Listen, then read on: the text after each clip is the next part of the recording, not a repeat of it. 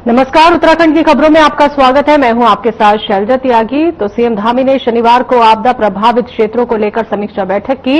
उन्होंने सभी वीसी के माध्यम से जिलाधिकारियों और अधिकारियों से राहत और बचाव कार्यों की जानकारी ली। सीएम ने कहा कि अगले कुछ दिनों तक मौसम को लेकर सतर्क रहने की जरूरत है। आपदा प्रबंधन से जुड़े सभी तंत्रों को हर समय तैयार रखा जाए। संवेदनशील इलाकों में जनजीवन की सुरक्षा के पूरे इंतजाम हो। सीएम ने कहा जिलों को राहत व बचाव के लिए पूरा सहयोग मिलेगा। उन्होंने सड़कों और अन्य जरूरी सुविधाओं की बहाली पर भी विशेष ध्यान देने की बात कही। तो उत्तरकाशी के स्याना चट्टी क्षेत्र में मलबा हटाकर उसे सुरक्षित स्थानों पर डंप करने के निर्देश दिए।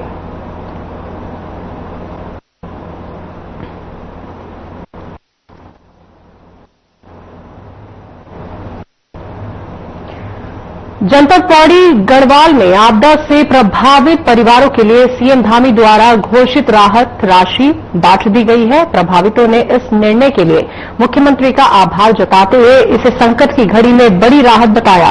मुख्यमंत्री धामी ने 26 अगस्त की शाम को घोषणा की थी कि धराली और थराली के अतिरिक्त पौड़ी में भी आपदा से पूर्ण रूप से क्षतिग्रस्त आवासीय भवनों के स्वामियों और मृतकों के परिजनों को 5-5 लाख की आर्थिक सहायता प्रदान की जाएगी। जिलाधिकारी स्वाति एस भदौरिया ने त्वरित निर्देशन पर कार्रवाई करते हुए तहसीलदार पौड़ी दीवान सिंह राणा के नेतृत्व में राजस्व विभाग की टीम ने प्रभावित क्षेत्र में जाकर राहत राशि के चेक वितरित किए।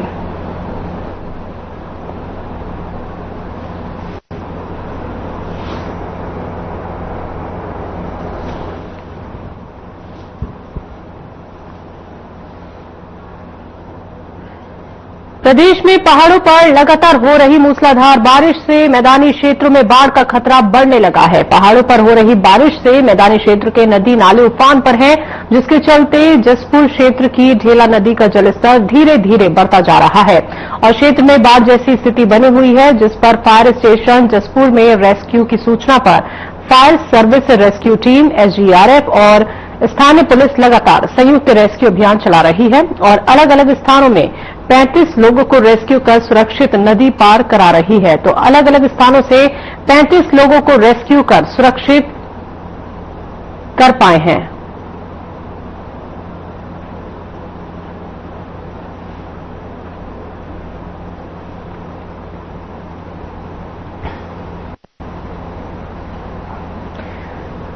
उत्तराखंड में लगातार हो रही भारी बारिश के चलते तमाम क्षेत्रों में आपदा आई हुई है, जिसके चलते आपदा प्रबंधन विभाग के कर्मचारी इन दिनों काफी तनाव में हैं। ऐसे में उत्तराखंड आपदा प्रबंधन प्राधिकरण के कर्मचारियों का तनाव दूर करने के लिए प्राकृतिक चिकित्सा शिविर का आयोजन किया गया। इस शिविर के दौरान कर्मचारियों को मानसिक और शारीरिक रूप से स्वस्थ रहने के लिए योग, प्राणायाम और सही दिनचर्या की जानकारी दी गई। जिन क्षेत्रों में आपदा आई है और जहां ग्राउंड जीरो पर कर्मचारी काम कर रहे हैं, ऐसे कर्मचारियों को प्राकृतिक चिकित्सा शिविर की ज्यादा जरूरत है। तो उत्तराखंड राज्य आपदा प्रबंधन प्राधिकरण के अपर मुख्य कार्यकारी अधिकारी प्रशासन आनंद स्वरूप ने कहा कि आजकल की व्यस्त जीवन शैली और बढ़ते तनाव के कारण कर्मचारियों के मानसिक और शारीरिक स्वास्थ्य पर प्रतिकूल प्रभाव पड़ रहा है। ऐसे में आयुर्वेदिक चिकित्सा और प्राकृतिक उपचार स्वस्थ रहने में बेहद महत्वपूर्ण भूमिका निभा सकते हैं, जिसके चलते उत्तराखंड राज्य आपदा प्रबंधन प्राधिकरण में मासिक प्राकृतिक चिकित्सा शिविर का आयोजन किया गया।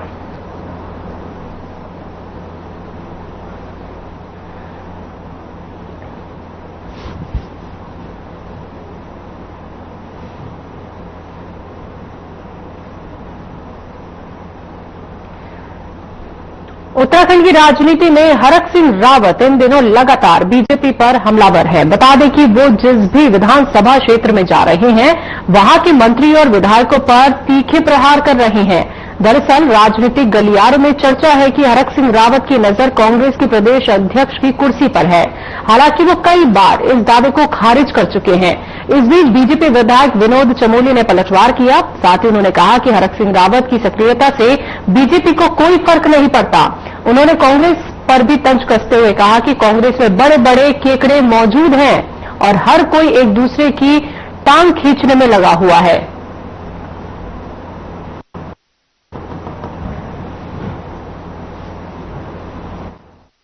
जो आगे बढ़ेगा उसकी टांग काटेंगे। अभी देखते हैं उसमें आगे कौन आता है। जो आगे बढ़ रहा है तो अब ऐसे ना कहते हैं कि जब एक डिब्बे में केकड़े रख दिए जाए तो उसको ढक्कन लगाने की जरूरत नहीं पड़ती है। तो बहुत सारे केकड़े वहां तैयार हो गए, तो जो थोड़ा आगे बढ़ता है पिछड़ा उसकी टांग खींच देता है। तो हमें तो वहां कुछ करने की जरूरत ही नहीं है, वह अपने आप ही जो है। उत्तराखंड में विधानसभा चुनाव नजदीक आते ही राजनीतिक कयासबाजियों का दौर भी तेज हो गया है। इस बीच बीजेपी नेता मुन्ना लाल मिश्रा ने बड़ा बयान दिया है। इस दौरान उन्होंने कहा कि पूर्व कैबिनेट मंत्री और कांग्रेसी दिग्गज सुरेंद्र सिंह नेगी बीजेपी में शामिल होना चाहे तो उनका स्वागत है। उन्होंने यूपी के मुख्यमंत्री योगी आदित्यनाथ की बात दोहराते हुए कहा कि सुरेंद्र सिंह नेगी अच्छे व्यक्ति हैं, लेकिन गलत दल में हैं। इनके इस बयान से राजनीतिक हलकों में चर्चा तेज हो गई है।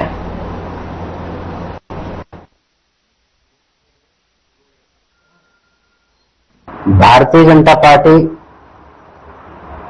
में जो भी आना चाहे, कोई भी आना चाहे, तो उसको भारतीय जनता पार्टी केंद्रीय नेतृत्व जिसको भी लाना चाहेगा और जो आना चाहे उसका भारतीय जनता पार्टी में स्वागत है। भारतीय जनता पार्टी में तो कोई भी हो, हर किसी का स्वागत है।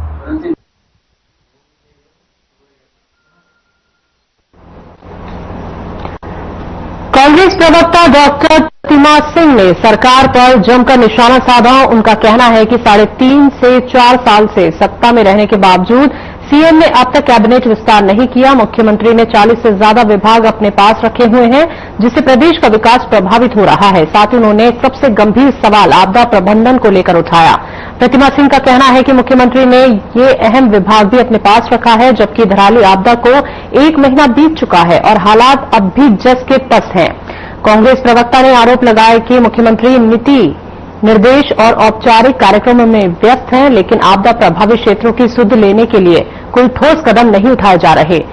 तो उन्होंने तंज कसते हुए ये भी कहा कि पुनर्वास और नीति की बातें बाद में भी हो सकती हैं, लेकिन फिलहाल प्रदेश को आपदा प्रभावित इलाकों में मुख्यमंत्री की मौजूदगी की सबसे ज्यादा जरूरत है।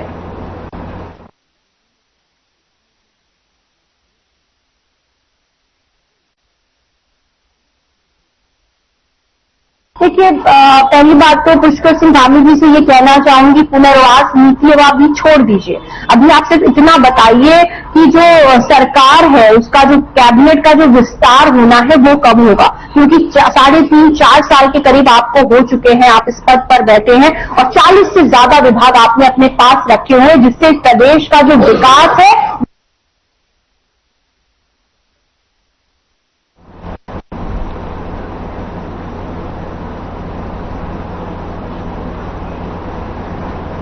जन मुद्दों को लेकर संघर्ष पौड़ी बचाओ संघर्ष समिति के संयोजक नमन चंदौला जल्द ही कांग्रेस पार्टी की सदस्यता ग्रहण करने जा रहे हैं। सूत्रों के अनुसार चंदौला कांग्रेस की नीतियों और जन सरोकारों को लेकर पार्टी के साथ कदम मिलाने का मन बना चुके हैं। नमन चंदौला लंबे समय से पौड़ी जनपद में पलायन, स्वास्थ्य सुविधाओं की कमी, शिक्षा, रोजगार और सड़क जैसी बुनियादी समस्याओं को लेकर सक्रिय रहे हैं। अन्ना आंदोलन से सार्वजनिक जीवन में सक्रियता की शुरुआत करने वाले चंदौला पिछले 1 दशक में सामाजिक राजनीतिक मोर्चे पर एक चर्चित नाम रहे हैं। जानकारी के मुताबिक वो जल्द ही कांग्रेस नेतृत्व की मौजूदगी में पार्टी ज्वाइन कर सकते हैं।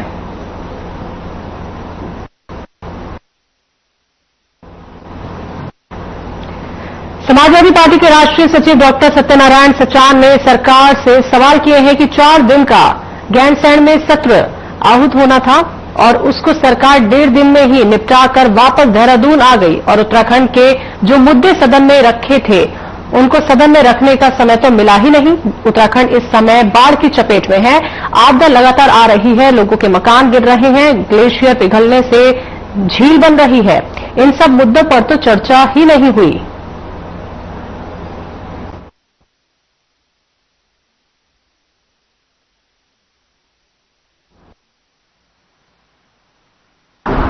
देखिए, माननीय मुख्यमंत्री जी धामी जी प्रदेश की जनता को गुमराह कर रहे हैं।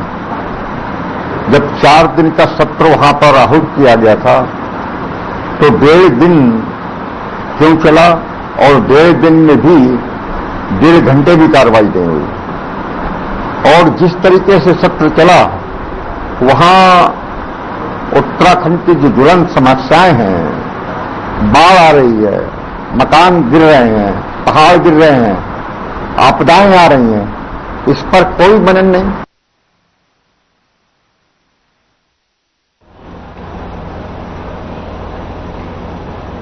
बीजेपी प्रदेश प्रवक्ता सुनीता विद्यार्थी ने विशेष सत्र को लेकर कांग्रेस पर बड़ा हमला बोला। उन्होंने कहा कि सीएम धामी के मार्गदर्शन में प्रदेश की रजत जयंती के अवसर पर विशेष सत्र बुलाया जा रहा है। इसमें राज्य की उपलब्धियों और विकसित भारत के लक्ष्यों की ओर प्रदेश की प्रगति पर चर्चा होगी। तो सुनीता विद्यार्थी ने आरोप लगाया कि बीते सत्र में कांग्रेस पार्टी का रवैया बेहद नकारात्मक और दुर्भाग्यपूर्ण रहा। विपक्ष ने सत्ता पक्ष के साथ सहयोग नहीं किया, जो जनता के मुद्दों पर कोई गंभीर चर्चा नहीं की। उन्होंने उम्मीद जताई कि इस बार विशेष सत्र में कांग्रेस सहयोग करेगी और जनता के मुद्दों पर सार्थक चर्चा होगी।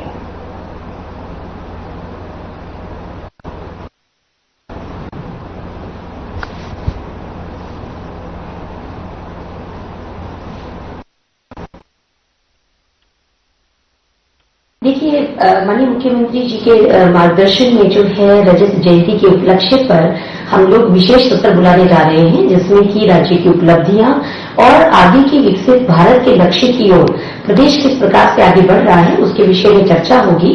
आपने देखा कि बीते सत्र में जो है कांग्रेस पार्टी का बहुत ही नकारात्मक जो है वहां पे दुर्भाग्यपूर्ण मैं कहूंगी कि सत्र रहा, जिसमें उन्होंने बिल्कुल भी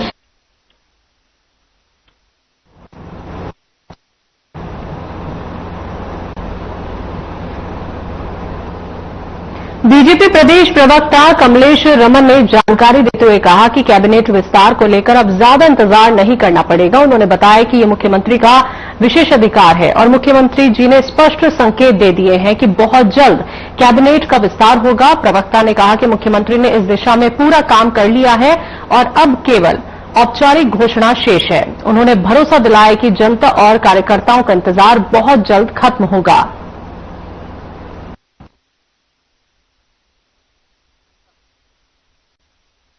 बिल्कुल, देखिए, ये माननीय मुख्यमंत्री जी का विशेषाधिकार है और उन्होंने शुभ संकेत भी दिए हैं कि बहुत जल्द कैबिनेट का विस्तार होगा और आप लोगों का सबका इंतजार भी खत्म होगा और बहुत जल्दी हमारे कैबिनेट मंत्री आपको यहाँ दिखाई देंगे। और क्योंकि पूरा काम माननीय मुख्यमंत्री जी ने कर दिया, शीर्ष नेतृत्व का जैसे ही आदेश होगा ये सारे कैबिनेट के हमारे मंत्री बनने जा रहे हैं।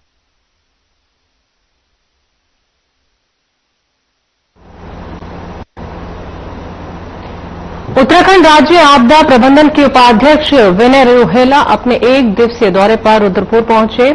कलेक्ट्रेट परिसर में उन्होंने एक पेड़ मां के नाम अभियान के तहत लीची का पौधा लगाकर पर्यावरण संरक्षण का संदेश दिया, जिसके बाद जिला आपदा प्रबंधन कार्यालय के सभागार में विनय रोहेला ने विभागवार आपदा प्रबंधन कार्यों की समीक्षा की। इस दौरान उन्होंने अधिकारियों को निर्देश दिए कि किसी भी प्रकार से जनजीवन प्रभावित न हो, इसके लिए सभी विभाग पूरी जिम्मेदारी और गंभीरता से काम करें। वहीं उन्होंने अधिशासी अभियंता को आदेश दिया कि जनपद को शीघ्र गड्ढा मुक्त किया जाए। जल निगम और जल संसाधन को पुरानी क्षतिग्रस्त लाइनों को ठीक कर जल आपूर्ति सुचारू रखने के निर्देश दिए।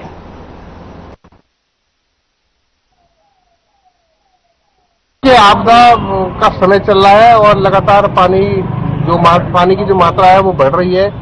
जो बारिश का एमएम है वो भी हर जगह ज्यादा हो गया है। तो इस दृष्टिकोण से, चूंकि उत्तराखंड में तो लगातार आपदा आती ही रहती है, बारिश का प्रभाव ज्यादा रहता है, सरकार माननीय मुख्यमंत्री जी के नेतृत्व में विभिन्न व्यवस्थाओं को लेकर आपदा प्रबंधन के स्वरूप में कटिबद्ध होकर कार्य कर रही है। और मैं समझता हूँ जहां आपदा आ रही है वहां पे जनजीवन बहाल हो, उसके लिए त्वरित कार्य किया जा रहा है।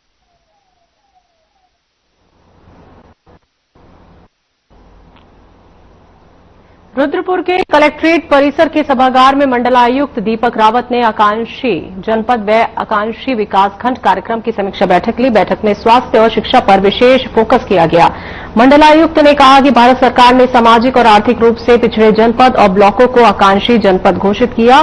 तो उधम सिंह नगर को पूरे देश के 112 आकांक्षी जिलों में चौथा स्थान मिला है। बैठक में गर्भवती महिलाओं का 100% पंजीकरण, हाई रिस्क गर्भवती महिलाओं की देखरेख, संस्थागत प्रसव और 100% टीकाकरण कराने के निर्देश दिए गए। साथ ही अल्ट्रासाउंड मशीनों की औचक जांच और कुपोषित बच्चों पर विशेष निगरानी रखने को कहा गया।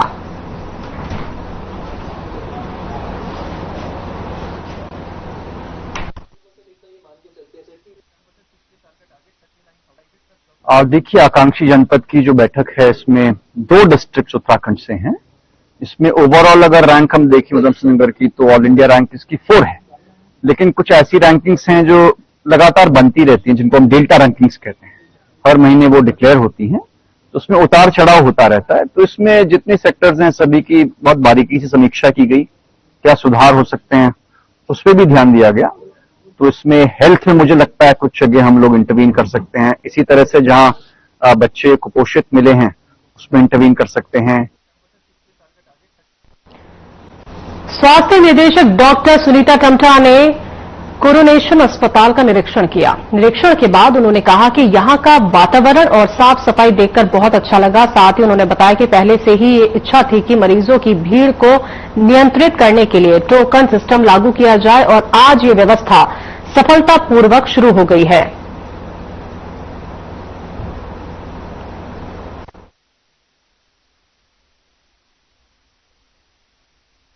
आज हमने यहाँ राउंड लिया कोरोनेशन हॉस्पिटल में, और मैंने पहले भी यहाँ पर 2-3 बार विजिट में कर चुकी हूँ। तो आज मैंने पाया कि बहुत अच्छा मतलब अरेंजमेंट यहाँ मैंने देखा, साफ सफाई भी देखी, और स्पेशली जो टोकन सिस्टम जो हम चाहते थे कि मरीजों की जो भीड़ है डॉक्टर्स के ओपीडी में वो न लगे, वो मैंने यहाँ पाया। और आप लोग भी जरा देख लीजिएगा, जैसे भी जो हम बता रहे हैं वो वाकई में मतलब सही है। तो ये सबसे इम्पोर्टेंट था कि पेशेंट की भीड़, क्राउड मैनेजमेंट।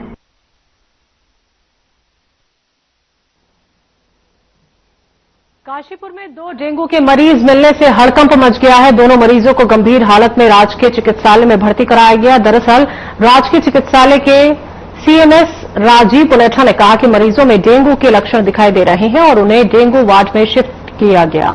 तो मरीजों की इलाज जांच हल्द्वानी के लिए भेज दी गई है, जिसका परिणाम 24 घंटे में आ जाएगा। भर्ती के समय मरीजों की प्लेटलेट 45,000 थी, जो अब बढ़कर 70 हो गई है और उनकी स्थिति अब सामान्य है। डॉक्टर वरुण भारद्वाज ने कहा कि इलाज जारी है और जांच के बाद स्थिति पूरी तरह स्पष्ट हो जाएगी। उन्होंने जनता से अपील की है कि घबराने की जरूरत नहीं है, हाथ पैर ढकें, पानी जमा न होने दें और बुखार आने पर तुरंत चिकित्सक से परामर्श करें।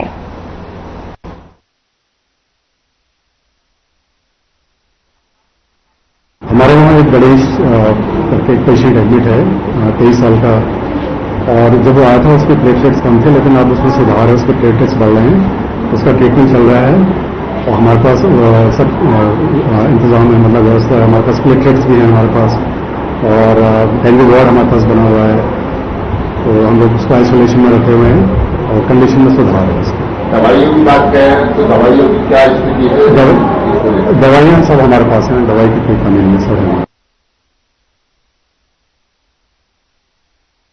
उत्तराखंड में प्राकृतिक आपदाओं के चलते डीजी स्वास्थ्य सुनीता टम्टा ने वहां की सुरक्षा इंतजामों के बारे में बताते हुए कहा कि आपदा की घड़ी में और 4 धाम यात्रा के दौरान स्वास्थ्य विभाग की टीमें पूरी तरह मुस्तैद हैं और इस साल अब तक करीब 8 से 8.5 लाख यात्रियों की स्क्रीनिंग की जा चुकी है। विभाग की टीमें लगातार यात्रियों को स्वास्थ्य सुविधाएं उपलब्ध करा रही है और हर जगह मेडिकल स्टाफ और एम्बुलेंस भी तैनात किए गए हैं।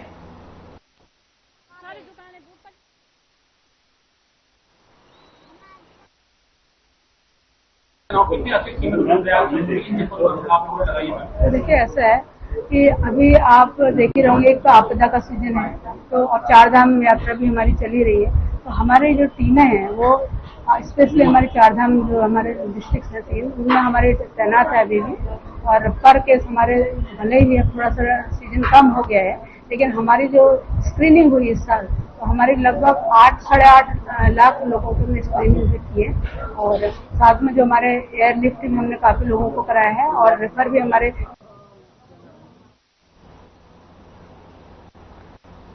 Uttarakhand civil aviation development authority यानी युगांडा ने संकेत दिए हैं कि 15 सितंबर से हेली शटल सेवा शुरू हो सकती है। दरअसल Uganda CEO doctor Ashish Chauhan ने कहा कि इसके लिए सुरक्षा और तकनीकी तैयारियां अंतिम चरण में हैं। डीजीसीए के निर्देशों के अनुरूप सभी इंतजाम किए जा रहे हैं। उन्होंने कहा कि पीटी, जेडी कैमरे, बीएचएफ सेट, एटीसी और आईएमडी अधिकारियों की तैनाती के साथ प्रशिक्षित स्टाफ की व्यवस्था की जा रही है। सुरक्षा को सर्वोच्च प्राथमिकता देते हुए एमओपी का पालन किया जाएगा। वहीं उन्होंने कहा कि लगभग 7 कंपनियां इस सेवा में भाग लेंगी। हालांकि डीजीसीए ने सुरक्षा कारणों से यात्रियों की संख्या सीमित रखने के निर्देश दिए हैं। अगर तय समय पर सभी तैयारियां पूरी हो गई तो श्रद्धालुओं को चारधाम यात्रा के दौरान बड़ी सुविधा मिलेगी और हवाई यात्रा और भी सुगम हो जाएगी।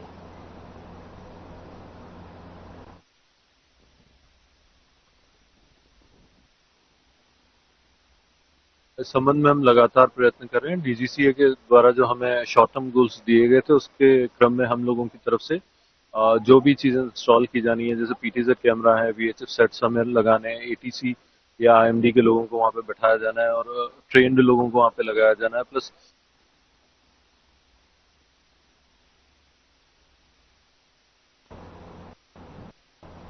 रुद्रपुर में काशीपुर रोड पर अतिक्रमण हटाने की बड़ी कार्रवाई शुरू हो गई है, जहां नगर निगम और प्रशासन ने पुलिस बल के साथ सड़क की नपाई शुरू कर दी।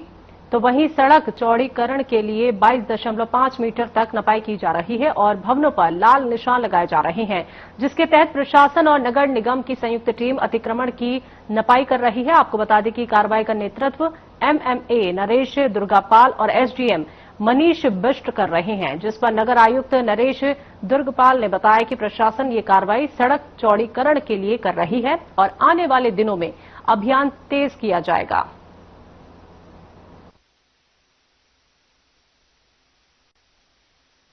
ये जो रुद्रपुर महायोजना 2031 है उसमें 45 मीटर का सड़क है ये, तो सेंटर से 22.5 मीटर एक तरफ, 22.5 मीटर एक तरफ। इसके संबंध में एक पीआईएल काफी लंबे समय से माननीय हाईकोर्ट में लंबित है, जिस पर हमने जब शहर के फुटपाथ वगैरह बनाए तो उसका जवाब लगा दिया था। तो ये पोर्शन छूटा है, तो इसको अभी चूंकि कोर्ट में पीआईएल है माननीय कोर्ट में, उन्होंने हमसे जवाब भी मांगा है, तो उसी के जवाब के क्रम में हमने आज निशान लगा रहे हैं और लोग उससे कह रहे हैं कि जितना एरिया सड़क में दर्ज है उसको आप खाली कर दें स्वयं। कोटद्वार में सत्ता संघर्ष मुद्दा बना लालबाग चिल्लरखाल वन मोटर मार्ग का डामरीकरण अब जन आंदोलन का रूप ले रहा है, जिसको लेकर 31 अगस्त को विशाल रैली निकाली गई। दरअसल पिछले 25 वर्षों से राजनीतिक दल इस सड़क के डामरीकरण के वादे तो करते रहे, लेकिन इसे पूरा नहीं किया गया। इसी वादा खिलाफी के विरोध में कोटद्वार के विभिन्न सामाजिक संगठन अब आंदोलन की राह पर हैं। रविवार को चिल्लरखाले से तहसील तक रैली निकाली गई। इसका उद्देश्य इस लंबे समय से अधूरे पड़े मुद्दे को जन जन तक और केंद्र सरकार तक पहुंचाना है।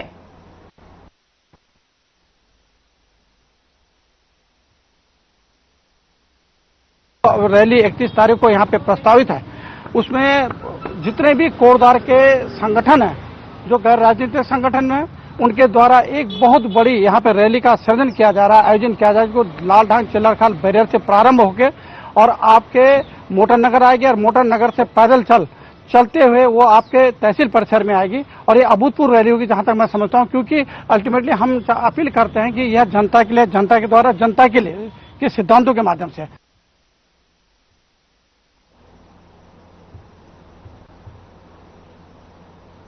हरिद्वार में बीजेपी के पार्षद ने फोन पर पूर्व पार्षद को जान से मारने की धमकी दी, जिसके बाद धमकी का ये मामला अब तूल पकड़ता हुआ नजर आ रहा है, जिसको लेकर क्षेत्र के स्थानीय निवासियों में काफी रोष देखा गया। तो वहीं अब पार्षद को फोन पर जान से मारने की धमकी का ऑडियो भी सोशल मीडिया पर वायरल हो रहा है, जिस पर पुलिस प्रशासन ने अब तक बीजेपी पार्षद पर कोई कार्रवाई नहीं की, जिसके बाद युवा महंत उमानंद ने अपने समर्थकों के साथ हरिद्वार से मुख्यमंत्री आवास देहरादून के लिए कूच किया, जिस पर उमानंद महाराज का कहना है कि हरिद्वार का पुलिस प्रशासन सोया हुआ है। जो व्यक्ति खुलेआम गालियां देने और जान से मारने की धमकी दे रहा है, उसके खिलाफ कोई कार्रवाई नहीं की जा रही।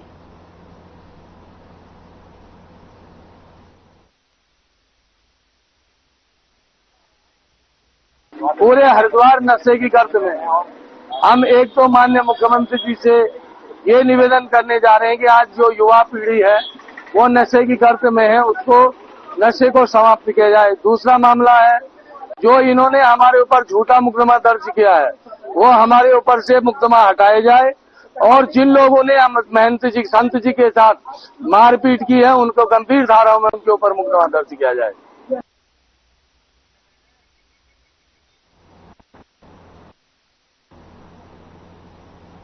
सहस्त्रधारा हेलीपैड के पास निर्माणाधीन मकान में हुए केयरटेकर की हत्या का पुलिस ने 24 घंटे के अंदर खुलासा कर दिया है। जहां राजपुर थाना क्षेत्र की इस घटना में पुलिस ने 2 आरोपियों को गिरफ्तार किया। जानकारी के मुताबिक गिरफ्तार किया गया अभियुक्त चोरी की नियत से साइट पर पहुंचा था और मृतक का मोबाइल और नकदी चुराने के दौरान विरोध करने पर दोनों ने लोहे के सरिये से युवक पर हमला कर उसकी हत्या कर दी।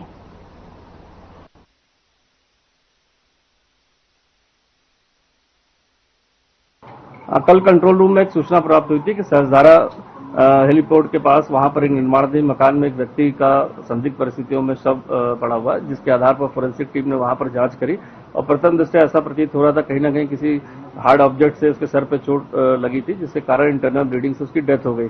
समझ जानकारी के लिए चूंकि वह क्षेत्र वहां आसपास कहीं सीसीटीवी नहीं था, तो पूरे एरिया को एक फिगर बनाकर जहां जहां रास्ते उस घटनास्थल को आते थे वहां के सीसीटीवी चेक करने के उपरांत वहां पर 2 संदिग्ध लड़कों को जाते हुए देखा गया था। उसके आधार पर आसपास के क्षेत्र में उनकी पहचान की शिनाख्त की गई और पता चला कि वो लोग भी रात्रि से अपने घरों से फरार हैं। इसको देखते हुए आज जब उनको हिरासत में लिया गया और पूछताछ की गई तो समस्त घटनाक्रम उनके द्वारा बताया गया कि देर रात्रि वह उत्तराखंड की खबरों में अभी के लिए इतना ही। मुझे दीजिए इजाजत। नमस्कार।